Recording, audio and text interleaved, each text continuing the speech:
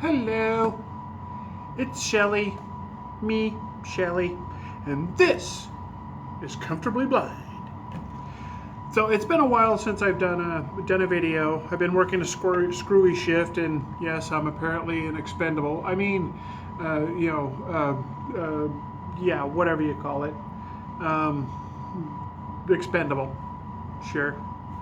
Anyway, so I haven't done a video. I keep meaning to do a video on at least my AL1, or the whole. I want to do a video on all the A series, but I just haven't done it yet. In the meantime, you remember my little Kodak Vigilant, my little Vigilant 220, my little bellows camera. I've fallen in love with this camera. This takes really awesome pictures on the 120, the modified 120. I've totally fallen in love with it. So much so, I went looking for another bellows camera. And what I came up with, let's find a nice place to set that won't be hurt. What I come up with is this. This is an Ansco, but yeah, an Ansco. From what I can tell, it's an Ansco Viking 6.3 with the name of the Viking 6.3 on the lens. It's also, I think if you went looking, you could find it as an Ansco PB-20 or Viking PB-20, because that's what the Agfa calls their version of 620 film, PB-20. Agfa's PB-20 and Kodak's version of the 120, the 620, are pretty much the same thing. They take the small metal spools, and instead of the big plastic spools that you get, that 120 comes on. But then again, 120 is much older than 620 or the PB-20. So the 120 spool is based on wooden spools. But here's the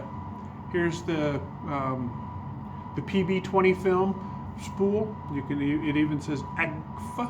Let's pull that back a little bit. It even says Agfa, or Ansco, sorry, Ansco. Now,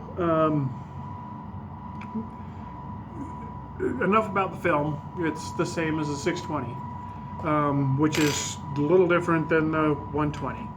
Now, back in the late 30s and 40s, Agfa and Ansco had a funny little relationship. I think they kind of got together. One bought the other, but no one would relinquish command.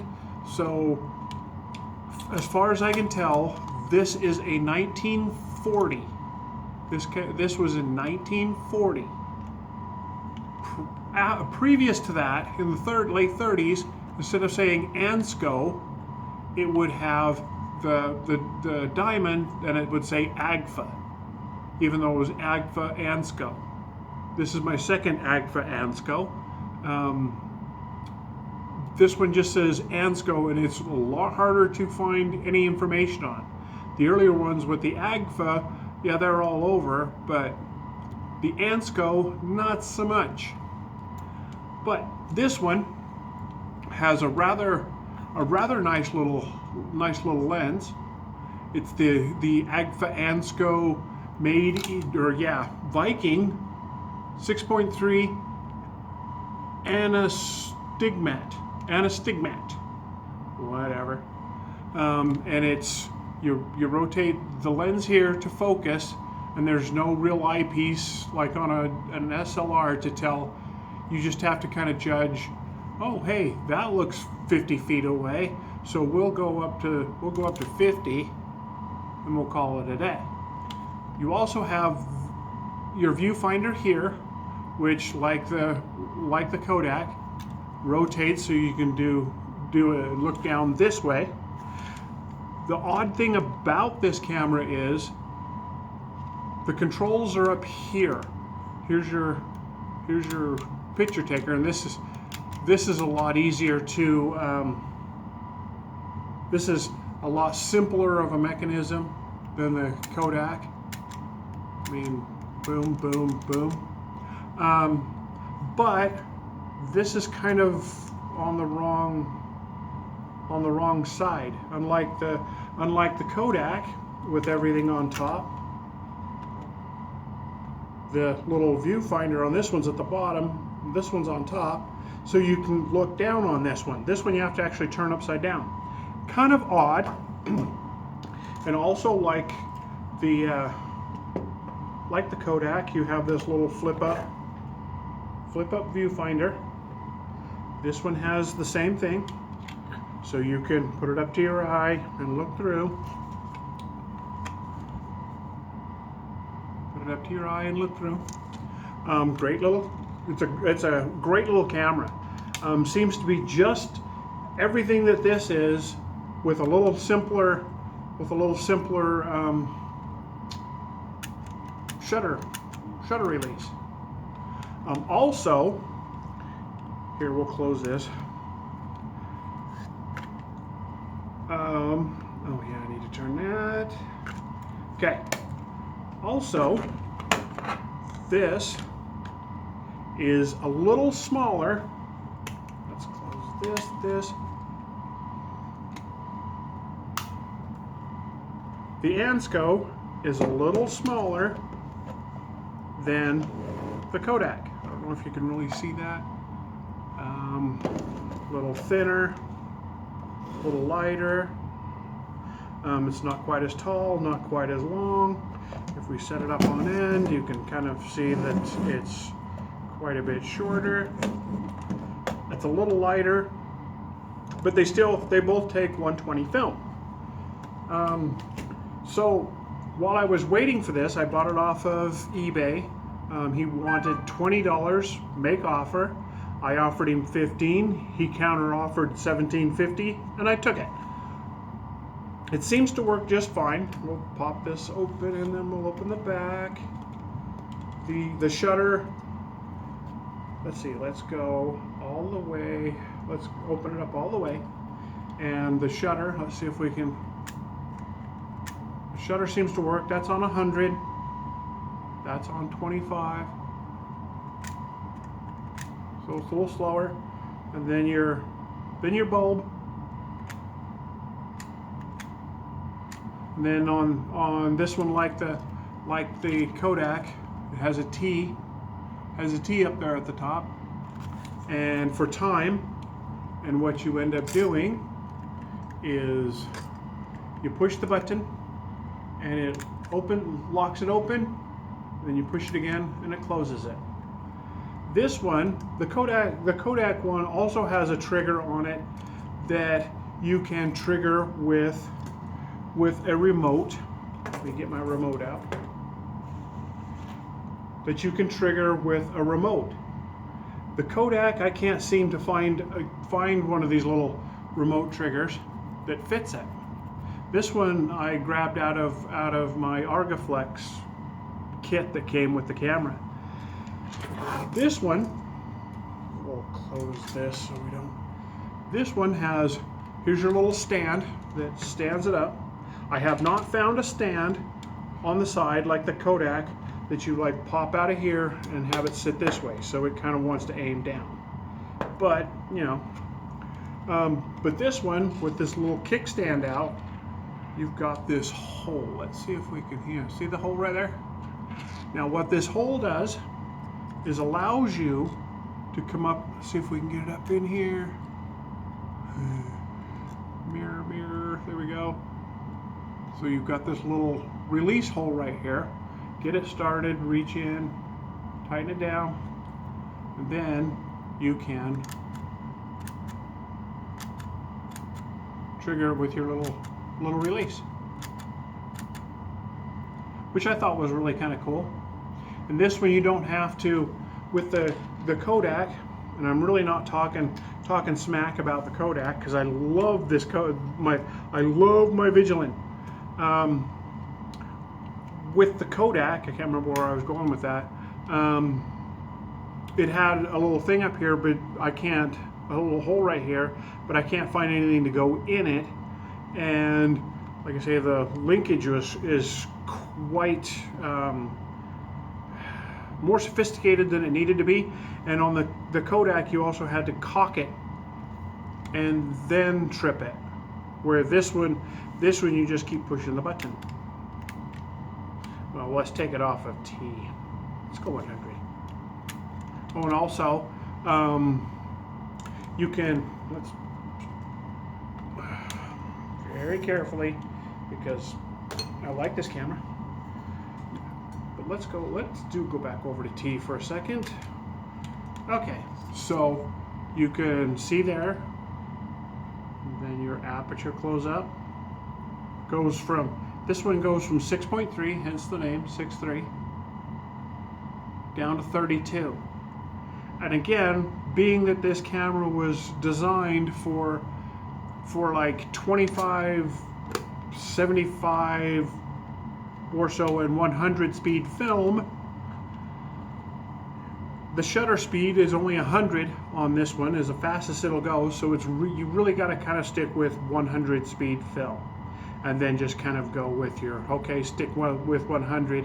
It's a sunny day, set it for 16, shoot. If it's a darker day, set it for 8 and shoot.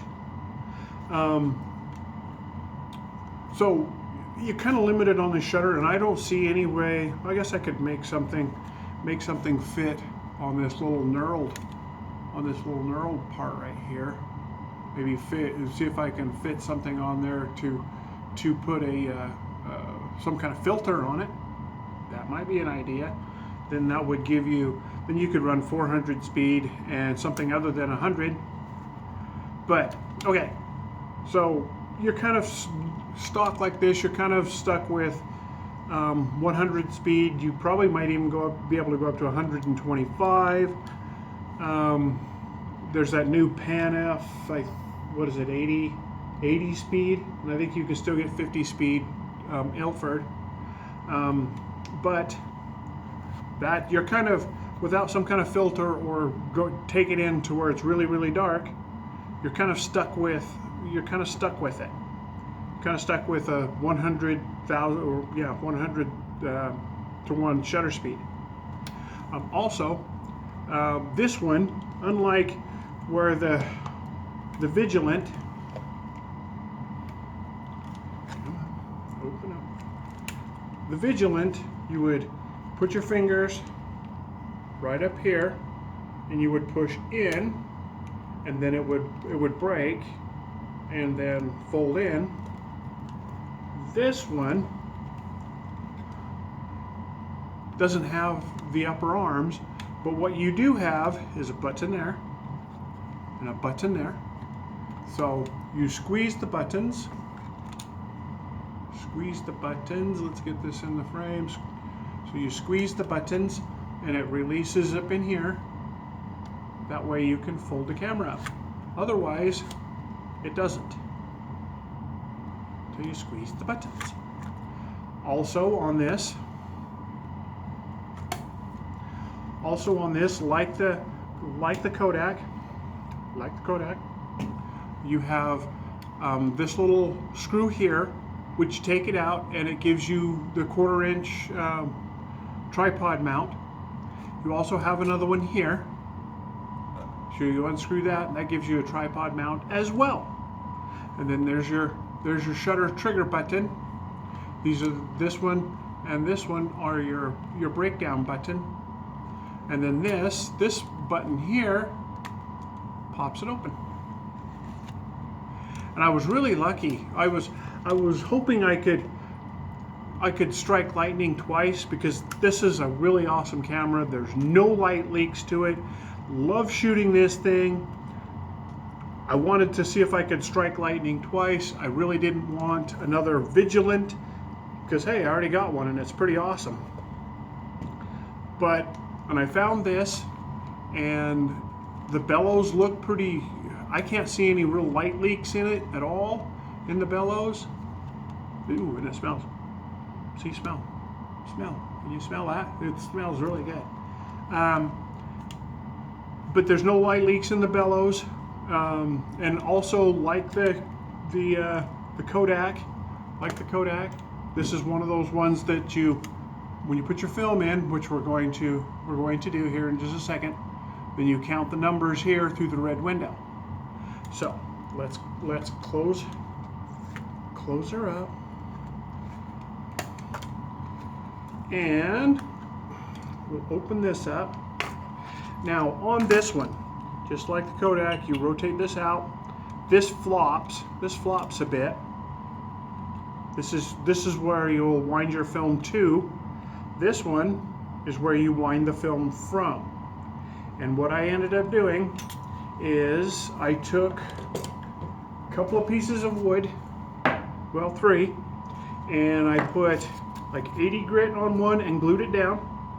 I put, ooh, I'm making a mess. I put like 120 grit and then 240 grit.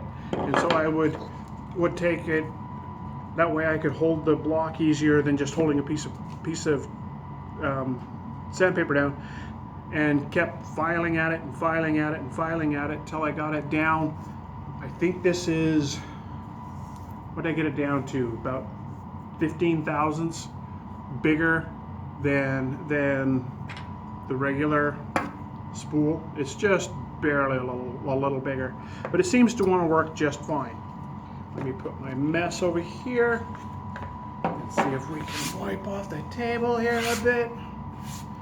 Now, and also, what you need to do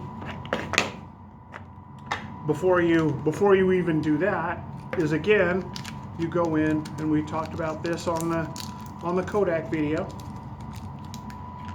You take your ultra cheap. Let's see where is it? Oh, I know. They're there. Your ultra cheap nail clippers, big nail clippers, and you just start. You've got kind of a lip here, and you just start clipping off that lip.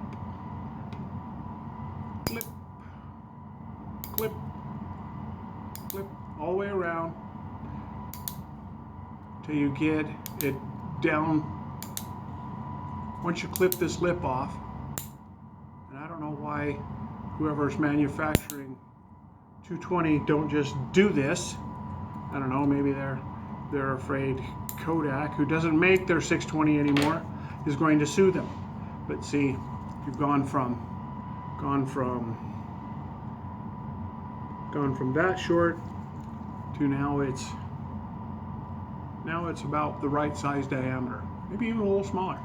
And then you take your sanding block and start grinding down until you get most of that off, most of that thickness off. But so I've already done that.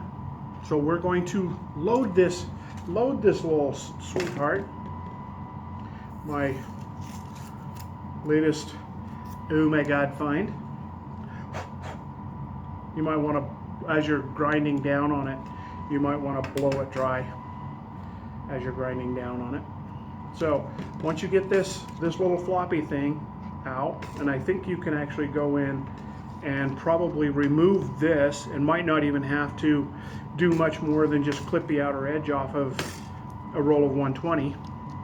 But once you get your stuff lined up, then it should fall back into the hole. And you've got your knob out. You've got your knob out here, so it'll be out of the way of this. So when you take your spool, and this one actually does have the longer hole on, or slot on this side than this side. So you take your film, see if we can, whatever, just unspool for me. So you take your long slot, because the film is tapered. Take your long slot and slide it into the the long side. Do a couple little rolls to get it all cinched down, and then you can snap it back in, and there's a little pin right here that it will pivot on. And then once you've got it that part done, slide it back in, play with it until your wheel engages, and then you're going to have to unspool a little more. And it's probably because the film is a little thicker that it drags a lot. And then snap this back down in. Make sure everything is taut and wanting to work.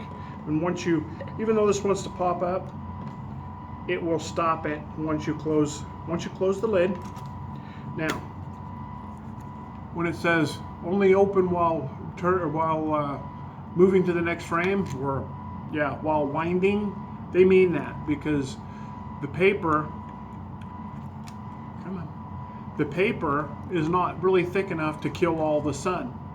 So you want to close that while you're taking the picture, and then just kind of go into the shade of your body, whatever, and open it, run to the next frame, and boom. And this is like a 6 centimeter by 9 centimeter. So you'll only get 8 pictures off of this roll.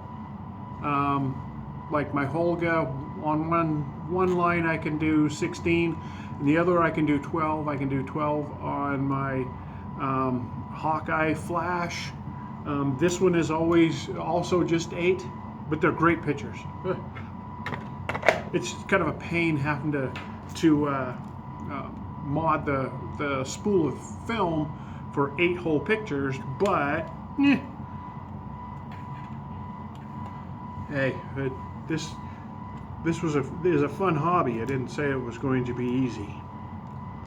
Okay, so we're rotating. Let's see if we can find our bar. Oh, there's our bar. You can see that. There's our bar. So let's and this knob also will only rotate one way. So here we go past that bar. That's that long one that you should put at the start of your frame. So this is going to take a minute.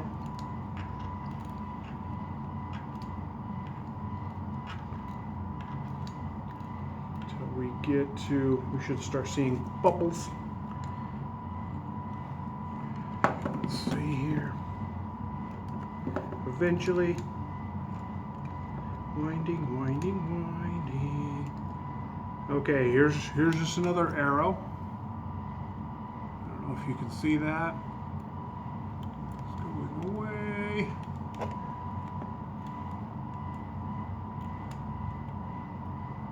I don't know if you can.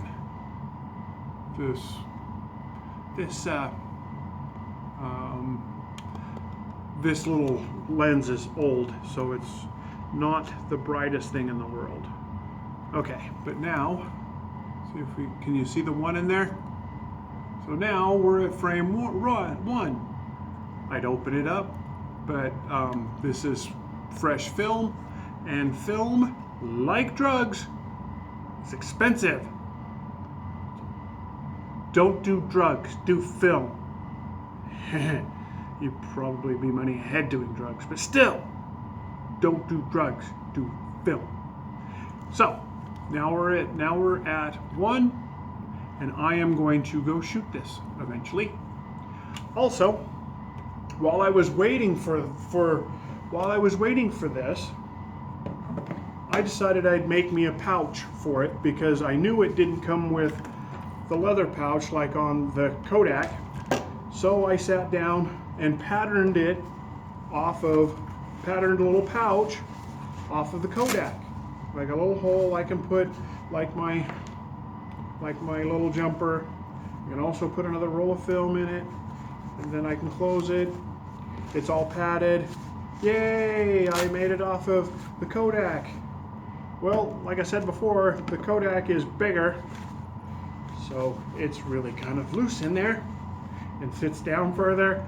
But oh well, maybe one day I'll make another one. Until then, no, this works just fine. It's nice and padded, and we'll keep it safe. Okay, hopefully I get around to either doing my AL1 or doing the whole series on the A and my AL1. Oh, and I do have pictures back from this, so I really need to print some up, and we can do it. Being that I don't know how to load film onto or pictures, stills onto the back of the a video. That's kind of all you get. But anyway, they turned out really well with the Kodak Vigilant, and that's why I've run at least 2 rolls through it, and wanted to get another one. So, which I did. So, Ansco Viking 6.3 or Viking BP-20, if you want to try and find yourself one. That mine wasn't that expensive, and it seems to be an awesome and great shape little camera. And it's from about 1940, where this is from about 39 to 48, I think. So this one is actually the Ansco. The Ansco is a little older than this, I think. Doesn't matter if they're awesome cameras. Okay, till next time. Have fun shooting and shoot lots of film. Bye.